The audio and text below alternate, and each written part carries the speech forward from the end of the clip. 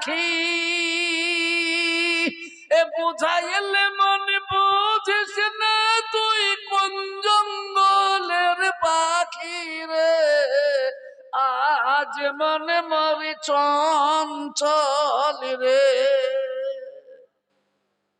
কি হলো কই আসছে না তো না এলে পরে আমি এত কষ্ট করে শোনাবো না। ভাই বসবেন, আগে 500 টাকা দিয়ে যাও।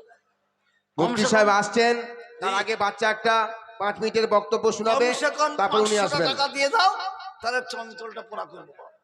জি জি খুব তাড়াতাড়ি করে। মিশকাত শরীফ এবং হেফজের ছেলেরা তোমরা এসে তোমাদের হাদিয়াগুলো নিয়ে যাও। কারি সাহেবের হাত দিয়ে আমরা হাদিয়াটা দেবো তোমাদের হাতে। মাশাআল্লাহ। মিশকাত শরীফ ক্লাসের ছেলে যারা পাগড়ি পেরে তারা তোমরা আসো, তোমাদের হাদিয়া কিতাবগুলো নিয়ে যাও। মুফতি মেহেদী হাসান সাহেব বক্তব্য শুরু আগে ছাত্র একজন ইংলিশে কিছুক্ষণ বক্তব্য রাখবে, সেটা পরে উনি উঠবেন। আব্বার জন্য 500 টাকা দিয়ে গেল, তাহলে আর 8খানা নোটের দরকার। জান্নাতের 8টা দরওয়াজা। কোন ভাগ্যবান বাপের জন্য মায়ের জন্য নিজের জন্য জান্নাতের দরজা খুলবে আর 8 জনে 8টা নোট দিয়ে যাও, বাপ আমি প্রাণ ভরে তোমাদের জন্য দোয়াটা করে দিয়ে ছেড়ে দিই। জি আছে জি।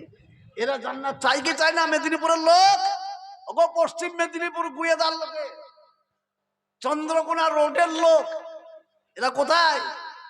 8 জন লোক 500 কোটি টাকা দেবে না জি। হাদিয়াগুলা দিতে হবে মাশাআল্লাহ। আর 8টা নোট বাকি থাকলো বাপ, বড়ই দুঃখ থাকলো। এই 8 জন এলে পারে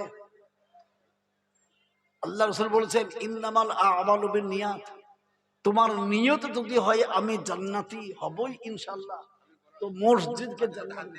জি জি মাশাআল্লাহ। আসুন মাশাআল্লাহ। কই লেন মাশাআল্লাহ। হযরত চলে এসেছেন, ওদের এখানে একটা আসছে, নিয়ে নেন মাশাআল্লাহ। মাশাআল্লাহ সুবহানাল্লাহ। এনারা হাদিয়া তুলে দিচ্ছেন।